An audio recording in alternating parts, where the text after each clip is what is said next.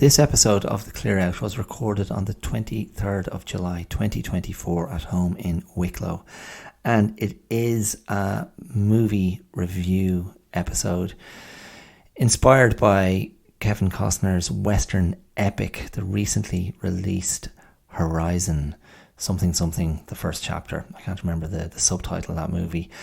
And I was so uninspired by Horizon that I felt I want to talk about some recent turkeys that I've watched. I'm not talking about birds on a farm before Christmas. I'm talking about movies that just haven't been very good and should be better. So I talk about Horizon. I talk about the rom-com Ticket to Ride. I talk about the Beekeeper. I talk about the children's movie If. But I also talk about some good movies like Challengers, the tennis, sex madness romp. I talk about The Bike Riders, great bit of aesthetic pleasure. And I talk about other movies as well. Some movies I've watched relatively recently over the last few months of this year. And when I talk about the ones that aren't very good, I offer alternatives.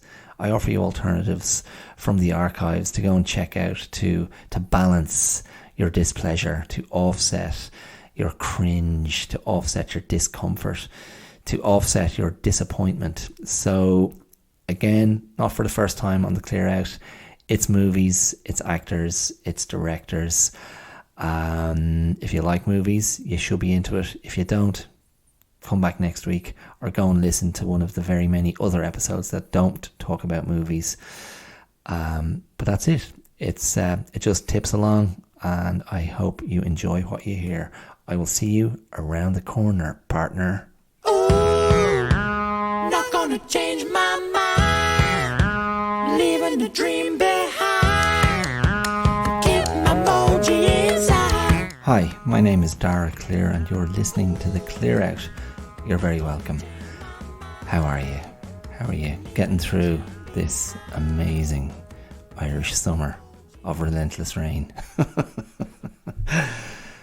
We had sun this afternoon, and my daughter and I went to the river with our dog and had a great time. It was delightful. But there have been too few of those days where we've done it in sunshine. We've done it quite a bit in, sputtering rain and grey skies and not particularly warm days. But so much nicer when the sun is shining. Anyway, I'm going to get straight into this week's material, this week's content. And basically, this is inspired by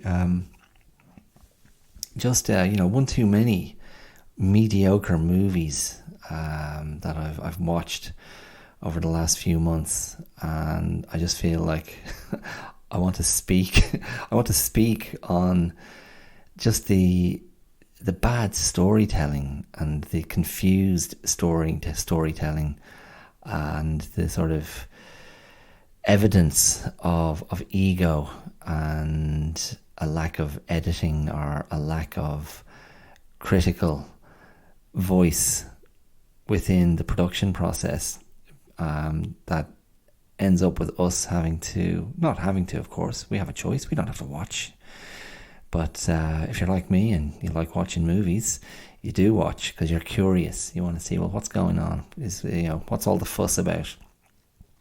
And it's I feel it's worth commenting on. There's always been poor movies, but I don't know, it's I often think of I think it was a bit Eddie Murphy did on one of those legendary and now maybe somewhat infamous or certainly dated stand-up specials he came out with in the 80s, Delirious and Raw. It might have been in Raw. He just had some bit about, when a man is handed a cracker when he's crossed a desert and is starving. It's like, God damn, that's the best cracker I ever had. And sometimes when I listen to critics or read reviews of truly mediocre movies, it's like critics have lost their kind of compass, and they've lost their ability to actually identify quality, because they've been starved of quality for so long. When something not dreadful comes along, they're like, this is really decent. God damn, this is the best cracker I've ever had. And I just feel you've got to go, hold on a second, lads. Let's just call a spade a spade. This really isn't very good. And nobody's helped by sort of, muted or qualified celebrations of mediocre art. Nobody benefits from elevating mediocre art. And in a way, it's kind of sad, because you feel, would we be better off having something truly terrible or truly excellent? And in between is more offensive in a way. I don't know. And it just feels like there's just a lack of rigor applied to storytelling, a lack of rigor applied to plotting, and I don't know, just people, I don't know what people are thinking. If they're thinking that'll do, or that's good enough, or that's excellent, or the people who are actually making or writing this stuff go, that really is the best thing I've produced or written. And let's not kid ourselves when we're talking about, and I am, predominantly American produced content, Hollywood produced content, or streaming service content. Although when I consider the films I'm going to talk about, I think most of them have been made by the studios, or within some sort of studio system or independent Hollywood production company. I can't even blame it on streaming churn, where Netflix seems to be the standard of just the factory line output of generic, really not very interesting content. From listening to different movie podcasts, the ones I frequently refer to are The Big Picture and The Rewatchables. But I remember listening to a Big Picture episode on the horror genre, and horror movies seem to be thriving, absolutely thriving. It's never been my type of movie. There are some classic horror movies that I love. I've always been a big fan of The Exorcist, but generally I've stayed away from them. Although it does make me think of a movie I watched a few months ago that I thought was really, really good. I'm just going to make a note of that for myself when it comes up. But what I want to start with is the Kevin Costner Western that's just come out in the last couple of weeks. It's called, and you'll know what it's called if you follow Kevin Costner or you're interested in Westerns, Horizon. Oh man, I've forgotten. It has it's chapter 1 anyway. It's Horizon something, the first chapter. Horizon will do for now. I can't remember the full title. Anyway, Kevin Costner has directed this 3-hour movie, which is the first of 2 parts, potentially the first of 4 or 6 parts. He's made it at enormous cost, an enormous personal cost. After I'd watched it, I listened back to a Big Picture episode where they were discussing it, and they were quite generous to it, I felt. And I remain unconvinced, but I believe they said Kevin Costner put $38 million of his own money into this. And I watched it and had the facility to fast forward, which I found myself making use of that facility on quite a regular basis. I nearly turned it off after the first 10 minutes. The opening shot an impressive American vista, a classical American vista of the Old West. Even that, with the music, with the title of the movie, I just felt, no, immediately. Do you have that experience when you watch a movie and right from the off you go, no, it's wrong? No, just no. And I had that feeling instantly. And the feeling was, it was a sort of an instant assessment of not very interesting and incredibly self-serious. And the movie only occasionally shook that conviction. But fundamentally, just to break it down in case you're wondering, and yeah, if you're planning to watch it, there will be some spoilers here. But basically, there are 3 sections to the movie, each given approximately an hour. One involves an American Indian raid on a settlers camp or a settlers community, and follows the survivors of that raid and their involvement with the cavalry who come too late to the scene of the raid.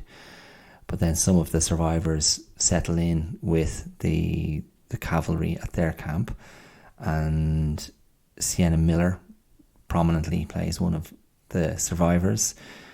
Sam Worthington, last seen in nothing too spectacular, but he famously came to people's attention in Avatar 15 years ago. He's the sort of idealistic or moral cavalry officer who takes a shine to Sienna. Danny Houston features amongst the senior officers. Michael Rooker is another officer who's kind of a throwback to a John Ford Irish officer in the American cavalry. The type of person you would have seen played by, who do I want to say, is it Victor McLaglen? Back in the day, alongside John Wayne and probably Walter Brennan, and these types of characters in John Ford's classic westerns. So there's that storyline. Then there's a storyline of the mysterious, hardened cowboy, a sort of a drover, trader type figure, played by Kevin Costner, and he rocks up to this kind of mucky gulch hillside settlement and finds himself falling in with one of the local sex workers. I can't remember that actress's name. I'd never seen her before. Was it Darby Lee or something like that? Anyway, that sequence features one of the best moments of the movie, where Kevin Costner finds himself face to face with an extremely cocky gunslinger, a black hat, a bad cowboy, a mean guy. And again, I didn't know the actress. I didn't know the actor. I hadn't seen him before. Possibly English. But there's quite a nice showdown between Costner and this guy that builds in tension as this guy badgers Costner as he's walking up the hill to where the young woman he's trying to see is residing. And that was a successful sequence. And then there's for the third part of the movie, and they're each given about an hour. For the third part of the movie, we meet this wagon trail, heading for their, new hope, and features Owen Wilson as one of the main guys there. Will Patton is there as well, and there's sort of a posh English couple who don't quite get the rhythms and the dynamics of how you're meant to behave on a wagon train, and are causing problems just by being a bit too fussy and fiddly. And it's all fine. But that opening sequence, the raid on the settlers' camp, the raid is preceded by extraordinarily heavy-handed, sentimental slow-mo of the members of the settlement attending a dance and enjoying music, and women smiling and children messing and dancing. And it's dreadful. It's absolutely dreadful. It's like, it's horrendous. You're just going, are you serious? This is what we're reduced to. Slow motion, just in case we didn't get that these people are happy and something terrible is about to happen. Interwoven through the different stories, we're meeting the American Indians, and they're speaking whatever their native language is, with subtitles. And so I suppose we're meant to think, okay, well, we're getting to see their side of things. But nonetheless, that raid is very one-sided in terms of the Native Americans being brutal and ferocious and relentless, and being particularly vicious, and the settlers being quite poorly equipped to deal with them. And so it feels very uneven. That sequence, however, the raid, it did, and maybe this is what I'll do as I go through some of these movies, I'll give you sort of, instead of watching this, watch something else. But that sequence of the settlers in their kind of makeshift, dance hall, it reminded me very much of Michael Cimino's Heaven's Gate, because he has sequences like that of these, European migrants, homesteaders and farmers trying to make a go of it in the West, and they're being terrorized by cattlemen. And there are some fantastic sequences in that are far richer and more textured and have real life and feel in them. And you may or may not know, if you watch movies or are interested, you will know, Heaven's Gate is notorious in film history for sinking the production company that was backing it, and it kind of brought the curtain down on the new Hollywood era and wrested power from these auteur filmmakers who were being allowed to kind of do what they want, riding the crest of that wave of rebel independent filmmaking that brought one of the richest periods in Hollywood movie history.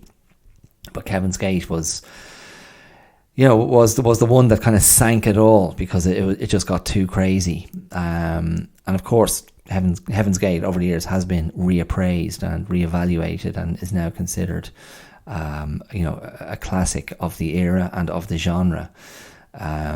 And it has a lot to recommend it, and is well worth checking out. It's a long watch, but if I had to sit down and watch a long epic movie about the struggles of the West, I would definitely choose Heaven's Gate over Horizon. Ironically, when Kevin Costner made his first directorial effort in 1990, wasn't it? Dances with Wolves, which went on to be lauded and win Oscars, and was a huge success, but has probably been reappraised in the other direction since, and is maybe much less well regarded now. I enjoyed it very much at the time, and I was really into Kevin Costner then. But that movie, while it was being produced, everyone predicted it to be an absolute flop and referred to it cynically as Kevin's Gate, anticipating a floundering whale of a movie that wasn't going to do anything. And Costner, early on was nailing his colours to the mast in terms of his own love of the Western as a genre. And it's just a shame. It's a shame that he's done this, because he's great. I think he's actually great, Costner, at embodying a believable type, a believable no-nonsense cowboy. And there's something about his capacity to be quite understated and tough that I find very, very seductive I think, yeah, that's, I can get behind this guy. And he does embody that very successfully in Horizon.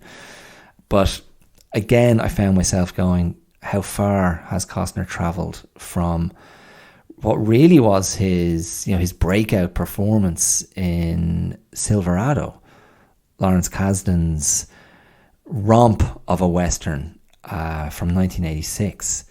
And Kevin Costner was the young buck in that movie, the young tearaway, the rapscallion, and he was, you go back and it's hard to match that Kevin Costner with the persona that evolved as his star rose, and he became, the leading man and a lot more self-serious. And there were aspects to the characters he played through the 90s where I think there was a little bit too much Kevin in the character, and he really was never a very cool guy.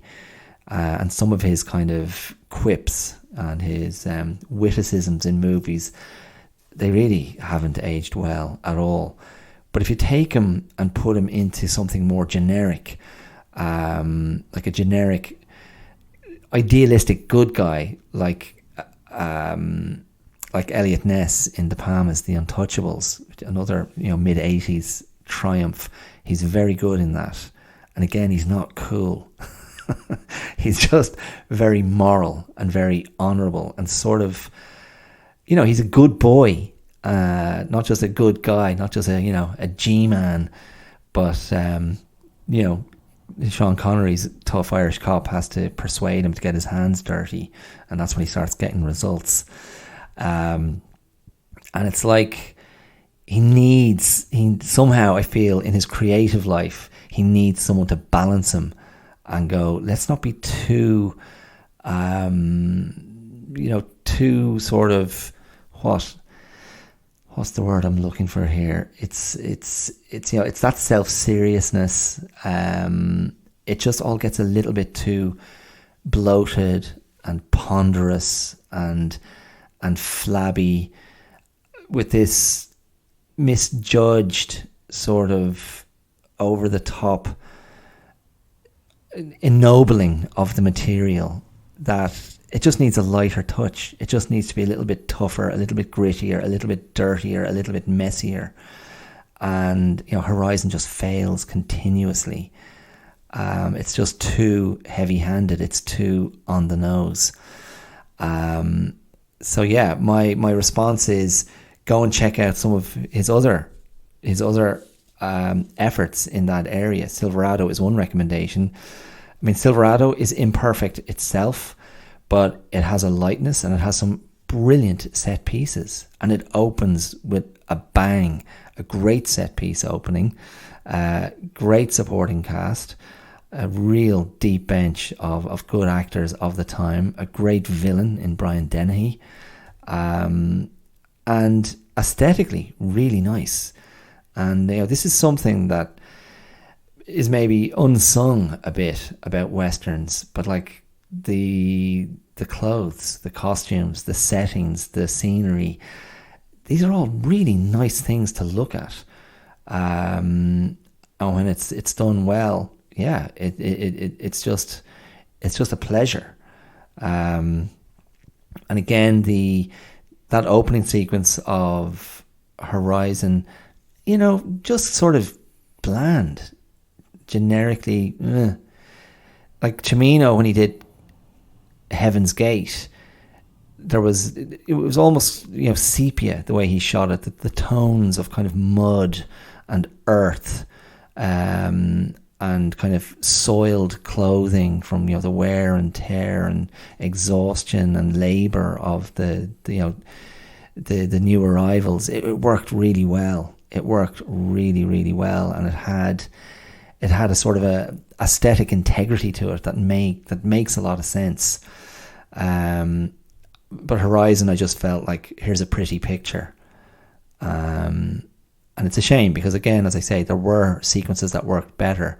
But they've been done better in other movies. There was another scene with scalp hunters, cowboys out to get get American Indian scalps for payment, and they had a sequence in a sort of a some sort of outpost shop run by James Russo, and quite a tense standoff with an American Indian and his son, and they're trying to persuade a little boy amongst their member to take a gun and draw on the Indian. And that was done quite well. But then I found myself thinking of Tarantino's The Hateful Eight, and when the kind of trappers come in at a certain stage of that movie, it's a scene that tells us what happened before the story of the movie started, to set up where the guys have found themselves. And again, just done much, much better. And with typical Tarantino tension, violence crackling in the air.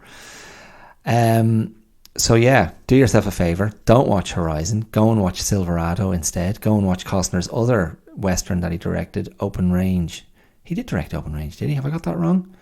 From 2004, 20 years ago. He made a great little Western as Open Rangers, cattlemen and he was him and Robert Duvall and Diego Luna as a little team out on the open range doing their farming, cattle or sheep farming, I can't remember. But they come up against, again, a corrupt lawman, played to great effect by Michael Gambon, sort of channeling his Dublin start in life, playing a sort of a dodgy Dublin nasty piece of work, who's the big man in the town and doesn't like the Open Rangers. And again, there's some great set pieces in that movie, particularly the shootout towards the end, and quite a nice love story with Costner and Annette Bening. Another thing that was mentioned about Horizon on the big picture was how much it resembles TV, not movie, not cinema. And it just felt very sort of episodic and setting up a series of characters. And again, I found myself going, they're not wrong. And instead of watching Horizon, why don't you go back and check out Lonesome Dove from '89 with Tommy Lee Jones and Robert Duvall, based on a Larry McMurtry novel.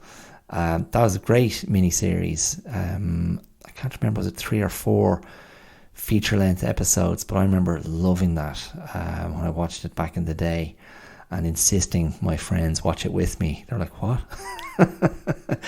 And I remember being impressed. It was one of Ricky Schroeder's first grown-up parts, and he dropped the Y of Ricky because now he was a man and he was Rick.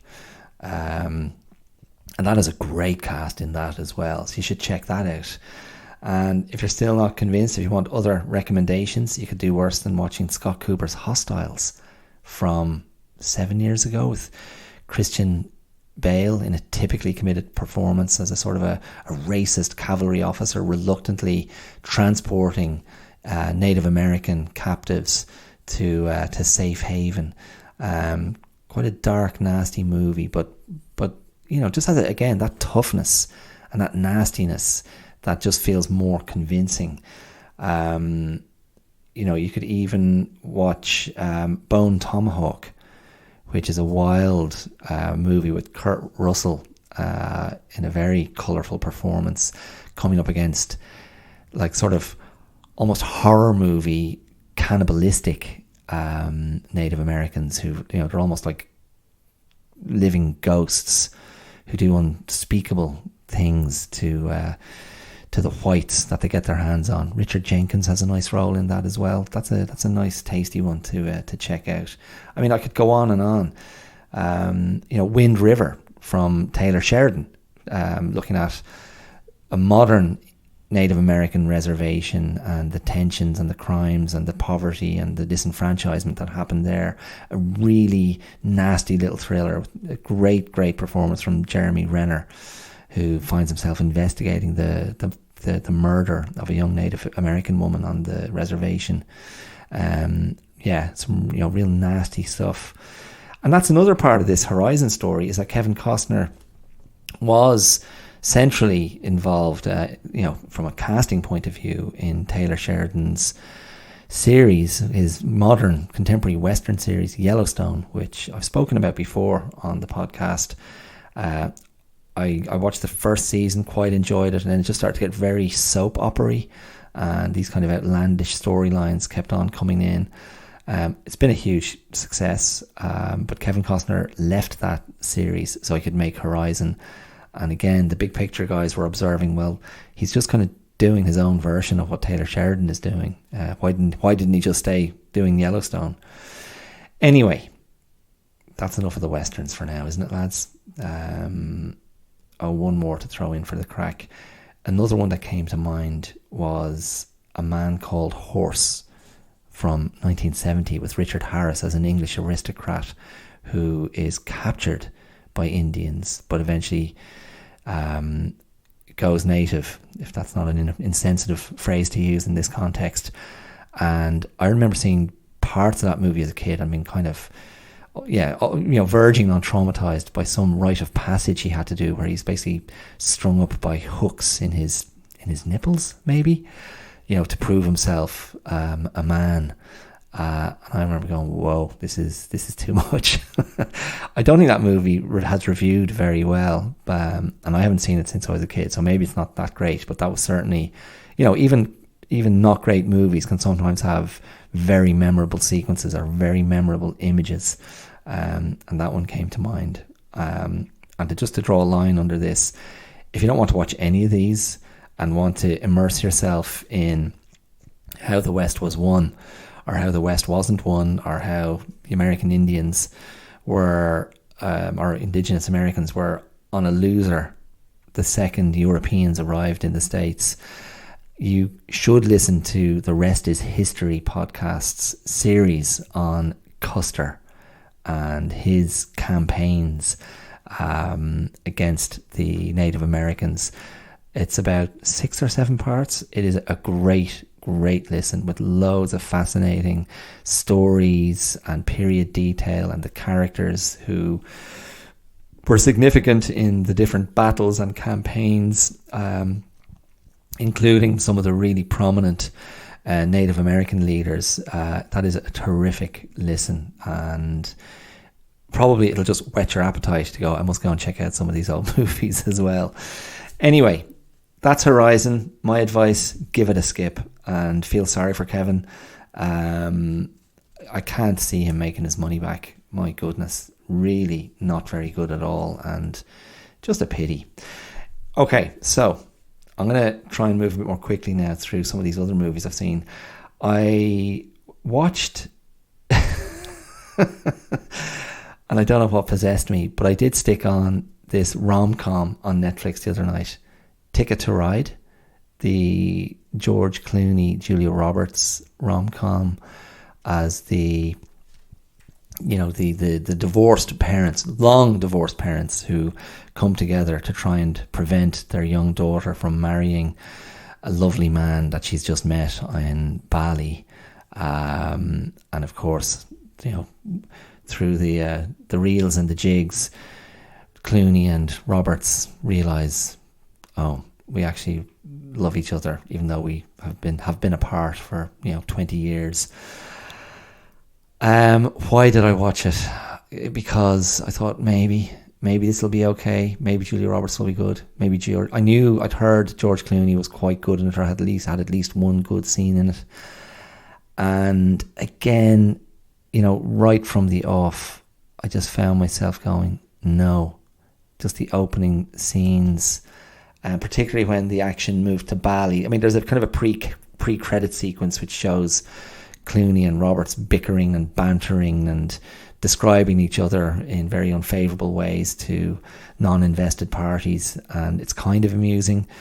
And then their banter throughout the movie is fine. I think George Clooney fares better. Sometimes Julia Roberts just feels too, I don't know, too sort of self-aware, or too knowing of being in on the joke. I don't know.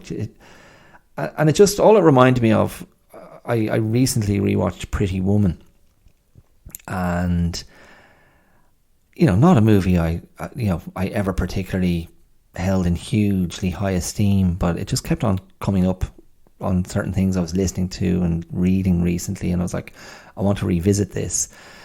And go back and watch Pretty Woman and just marvel at how ridiculously beautiful Julia Roberts is and how fresh and new she seems.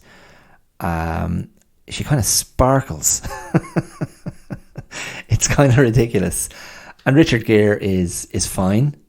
He's just kind of doing the Richard Gere Silver Fox thing that he mastered for some time. Moving out of all the young, oversexed parts he had for 20 years before that. But Julia Roberts is kind of extraordinary in that film.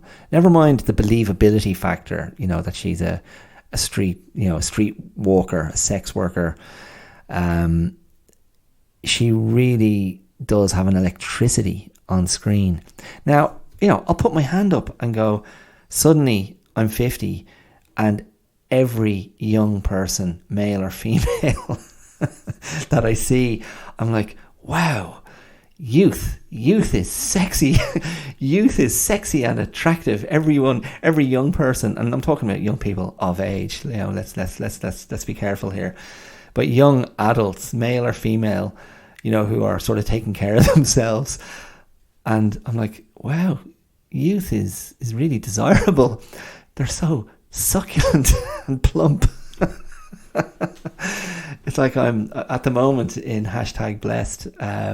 We have did I mention this last week?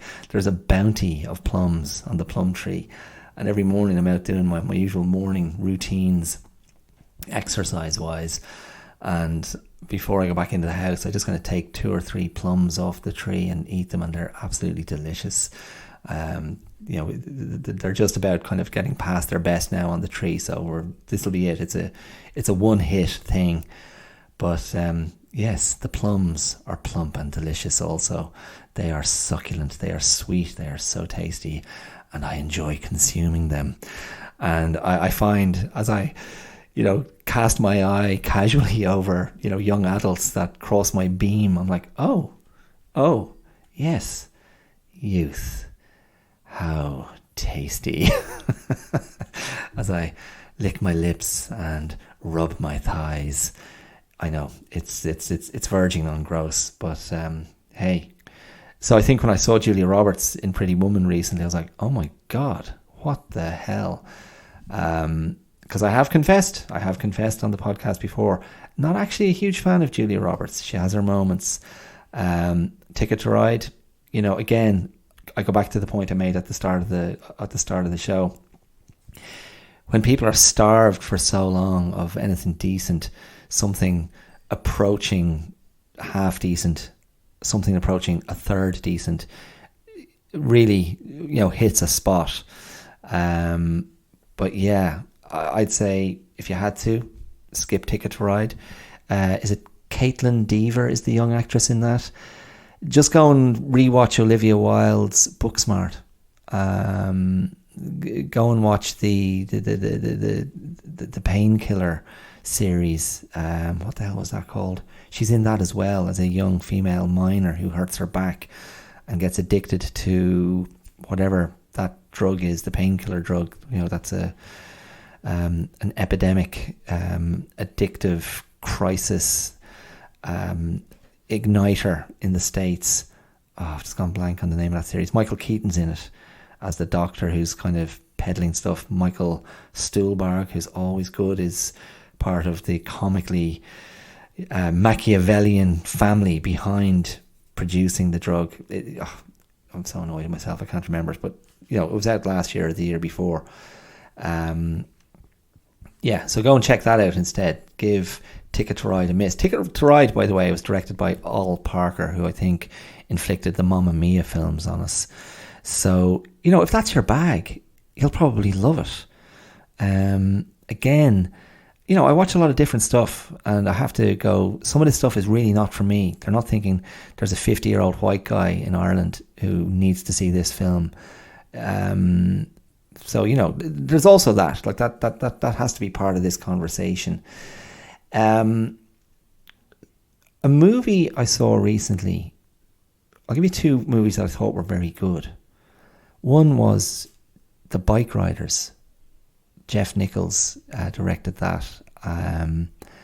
He also directed his first movie that was, I don't know, 15, 16, 17 years ago, Shotgun Stories. Featured Michael Shannon, like a sort of Midwestern feuding family drama. It was very good. He's great on texture and atmosphere and tone. There's the other one, Mud, with Michael McConaughey. There's, I keep wanting to say Give Me Shelter, but that's not it. It's got Shelter in the title. Again, Michael Shannon's in it. He's a really, really good director. And The Bike Riders features Tom Hardy. It features Jodie Comer of Killing Eve fame. And then the young, sexy stud of the moment, Austin Butler, who was in Baz Luhrmann's execrable Elvis movie. Really was terrible. But I've since seen him in Dune 2, in which he was very, very good. And he's really good in The Bike Riders as well.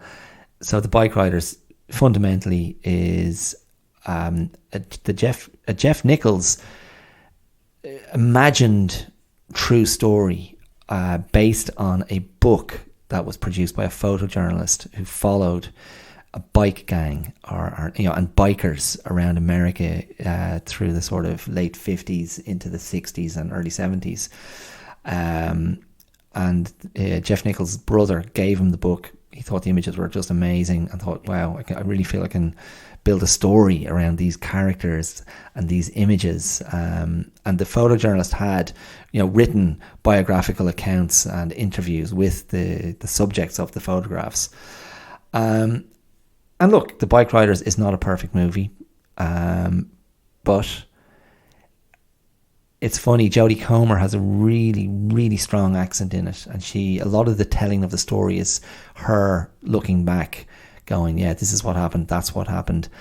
And the second I heard her speak, I thought, "I bet you this is based on real audio," and that was confirmed in an interview with Jeff Nichols that I heard again on the Big Picture podcast. But it's just a movie that's, it's big on vibes, it's big on atmosphere, it's got some nice sequences, some nice set pieces, but ultimately, and again, it's got the aesthetic of, the leather jackets, the biker gear, men looking cool, a lovely supporting performance by that Australian actor. I'm going to go blank on his name. He played Charles Manson in Tarantino's Once Upon a Time in Hollywood. And he's got a really nice part in The Bike Riders. I'm just going blank on his name. I think the surname is Herriman. It's like, oh no, I've gone blank on it. But yeah, he's good in it. Again, a nice cast of faces and character faces. But ultimately the film is sort of it's just an essay in male melancholy. And sort of that sort of repressed emotion that men excel in. It's really, really lovely, and a lot of nice needle drops in the movie as well. So I just think successful on its own terms. So if you just go and think, I was going to let this sort of wash over me and be a little bit thrilled and be a little bit scared, a little bit excited, and look at cool people being cool. Quite a nice performance from Tom Hardy as well. Something very kind of sad in his bones in the movie that worked very well. So I think, if you wanted to kind of watch a companion movie to that, this idea of male melancholy and male sadness and unexpressed sadness, you could do worse than pairing that with The Iron Claw, a movie I spoke about earlier this year, based on the true story of the Texan wrestling family that experienced a lot of personal tragedy, with Zac Efron kind of being the beating heart of that movie. I think they'd go well together. And another movie I saw that was successful, did you see Challengers with Zendaya and Josh Hamilton, and is it Mike Feist, who he was really, really good in Spielberg's West Side Story, as the hothead. He actually, in fact, Mike Feist plays the photojournalist in The Bike Riders. Not a particularly interesting role for him, but he's there. But Challengers is outrageously fun and hilarious. And it's just, what is it? It's just tennis balls, tennis rackets, and sex. And this, ripping soundtrack. Is it, who does the soundtrack? Is it the guys who did The Social Network? Have I got that right? It's Luca Guadagnino, the director, who did, Call Me By Your Name, and what's the one with Ray Fiennes as the music producer, Tilda Swinton, A Bigger Splash, and he did Suspiria, and he just specializes in something very, very sensual and very visceral and very fluid and slinky and stylish. He might be the great sort of stylist of sexual attraction and sexual dynamics in modern cinema. Challengers is just enormous fun, and it's totally disposable, but it's kind of great, and it just kind of rocks along. And I kept on going, is Zendaya big enough to be a convincing tennis player, just like in terms of her physique, not in terms of her height? And I just went, I don't care, this is just great fun. And Josh Hamilton, who I'm not sure I'd seen in anything else, but I keep hearing about him. Just a great, sleazy, slinky performance. And, there's homoeroticism, there's double crossing there, but it's all, it's just this Guadagnino thing that he does that makes you go, okay, sex is everywhere.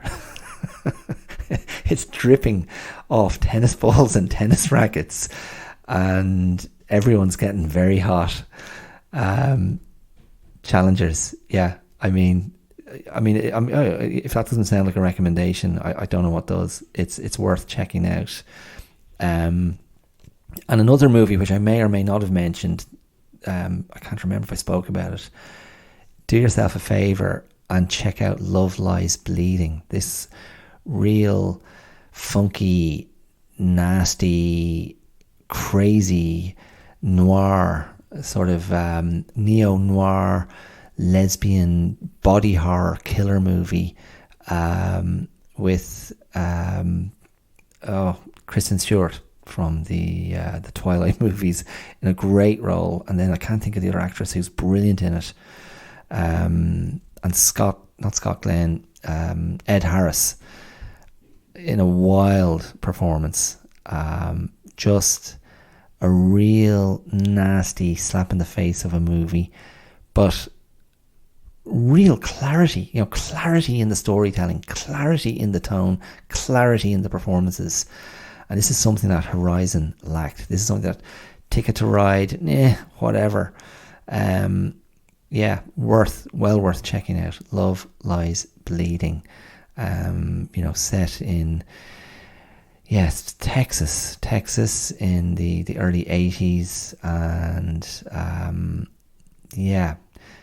just nasty, noiry, pulpy noir, sexy and vicious. Well worth checking out. And I'll throw in another dud, The Beekeeper. Did you subject yourself to The Beekeeper? Jason Statham's Jason Statham kind of action vehicle, where he's a guy who is a beekeeper and makes honey and lives on the property of a wealthy black woman. Is it Felicia Rashad who plays her, formerly of The Cosby Show? I think that's right. And she is scammed by some tech bros who get her on the phone and empty her account, and she's the custodian of some huge fund, and it's taken from her. So Jason Statham goes on the rampage to seek revenge, and it turns out he's a member or a former member of a secret force. Are they called the Beekeepers? It's absolute garbage, and it has no wit. It just has Jason Statham, humorlessly gurning his way through one fight sequence after another. He's not a bad action guy. He's good, got some good moves. But it's just, again, it's too much. Like, the movie around him is camp and tacky and nonsensical. And then he's just kind of grim. And you kind of go, well, Clint Eastwood played a lot of grim, the man with no name, that iconic cowboy figure that he, did so well. But there was always, with Clint Eastwood, I felt there was always something beneath the surface. Like, he communicated thought, he communicated thinking, he communicated, his kind of surly dismissiveness. He internalized it and communicated it with something that was palpable and sort of funny. And then, of course, he subverted that icon, or that iconic cowboy. He subverted it so well in Unforgiven, another great Western which you could do with watching rather than checking out Horizon. But Jason Statham, I don't know what his deal is. I just say, don't watch The Beekeeper. It's terrible. Instead, watch any of the John Wick movies with Keanu Reeves. And then do yourself a favour and watch Melissa McCarthy in the silly but hilarious spy spoof called Spy, where she's like a mumsy Midwesterner who gets somehow inveigled into becoming a spy. And she has a hilarious scene with Jason Statham in a hotel room in, I want to say Berlin, it might not be Berlin. And Jason Statham is really funny, taking the piss out of this persona, and it works really well. And you're like, oh, why don't we see more of that guy? Because he's just really uninteresting. So there you go. That's the wrap up of those movies. And just to conclude this, at the weekend, my wife and I and our daughter went to see Inside Out 2, and I wasn't really looking forward to it that much. I thought Inside Out was very good. I thought it was clever, quite manipulative. And then Pixar brought out Elemental last year, which was kind of trying to tell the same story, except with elements, and it really didn't work at all. It was really confusing storytelling, and it had something really interesting to say about immigrants and being a second generation, whatever, and those struggles, and trying to integrate but also honor your traditional culture and honor the sacrifices made by those who went before you and honor your family. There was something quite rich in that, but then it got really confused in a story of, hey, I'm fire, hey, I'm water, and West Side Story-ish, you're from the wrong side of the tracks, you're a different culture, we shouldn't be together. It was just not successful and really confused storytelling, just no real clarity in the storytelling, even though there were some funny moments and things were nice to look at. And so, it's kind of, I think, again, if you're following movies, Pixar have come a long way from the heights of their first sort of 15, 20 years, and they've been quite patchy recently. And so Inside Out 2, I thought, oh, here we go again. They're just going to rehash the old stuff. But I thought it was really, really good.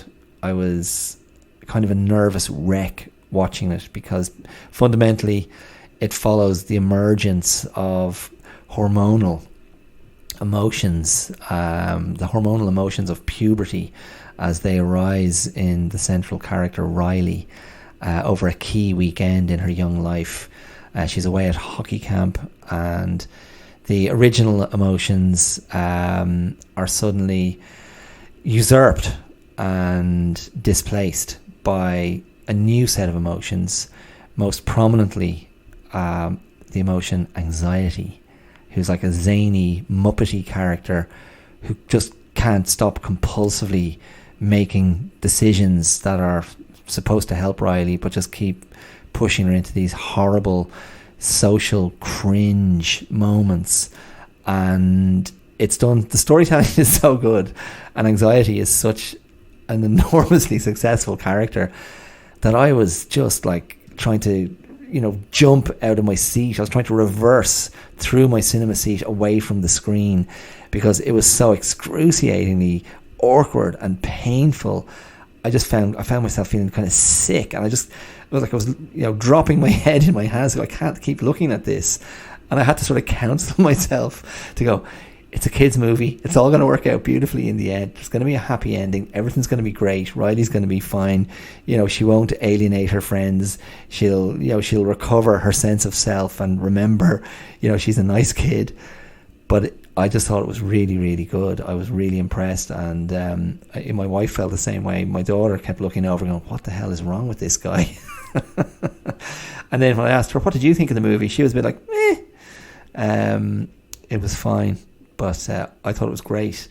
And we also saw about a month ago, we went to see another kids' movie, If, with Ryan Reynolds and a young child actress, a young girl.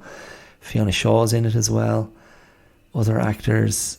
Written and directed by John Krasinski.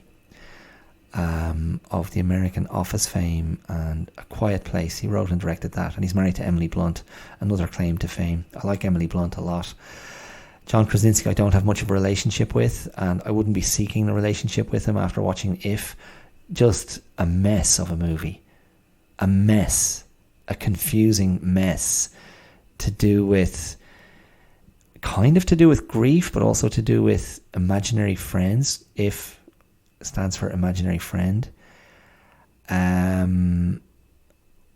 Just a mess. Totally incoherent. Thematically weird.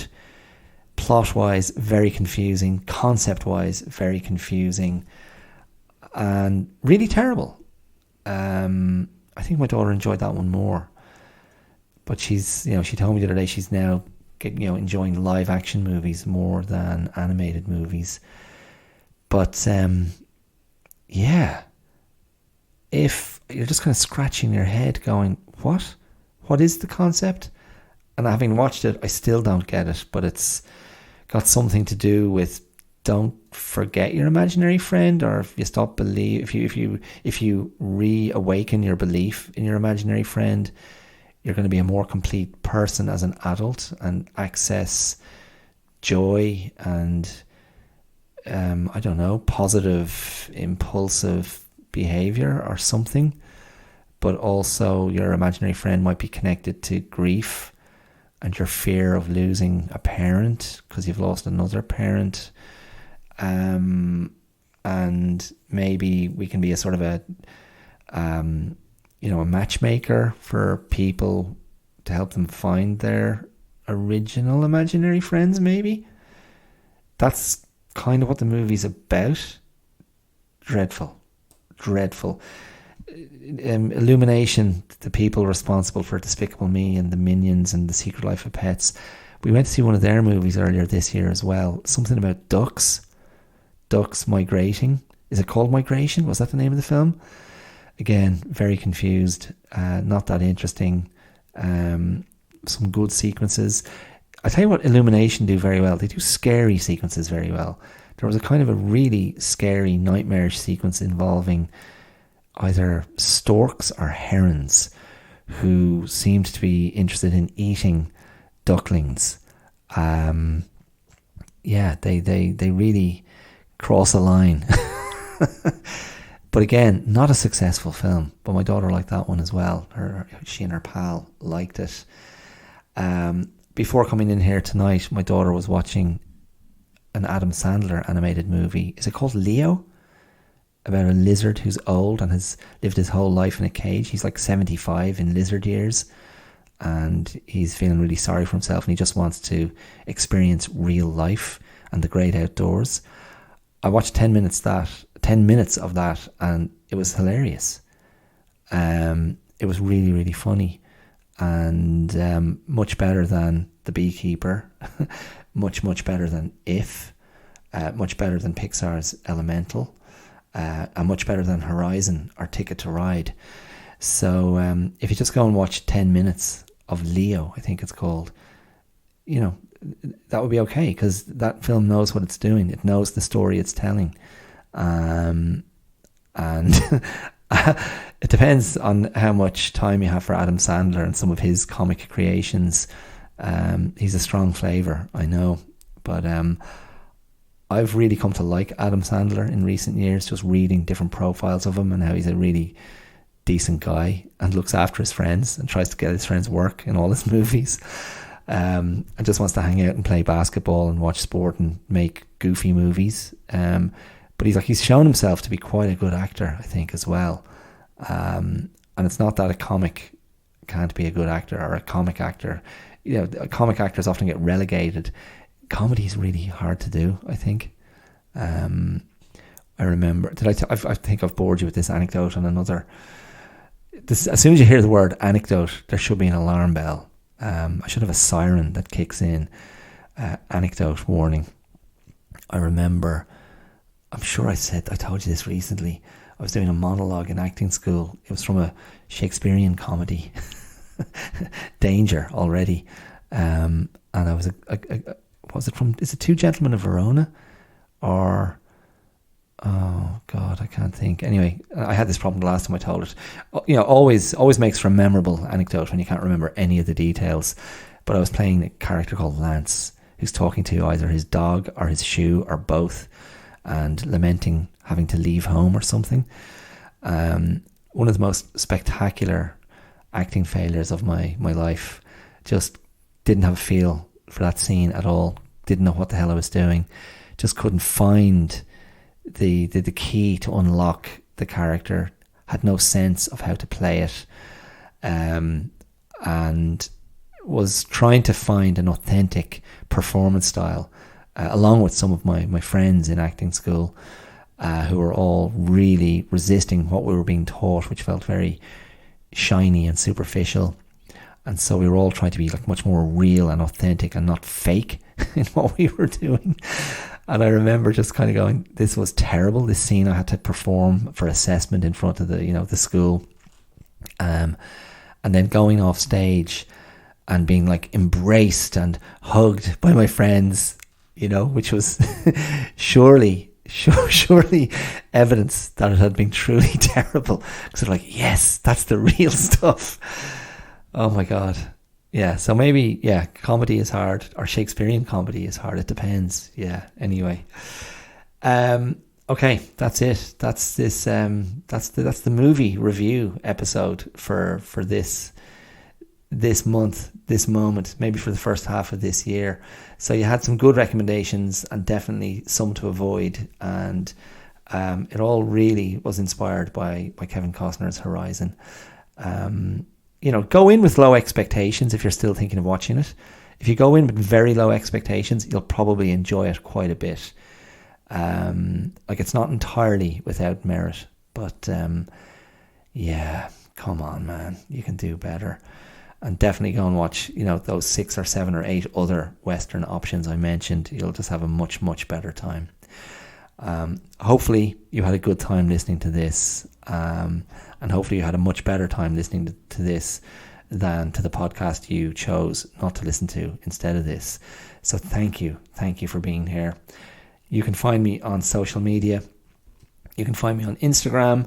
It's all the Clear Out Podcast. Instagram, Facebook, YouTube. The podcast goes out there every week. Spotify, Apple Podcasts, wherever you do your podding, you can find this weekly effort. And if you really like what I do, you can throw me some financial love.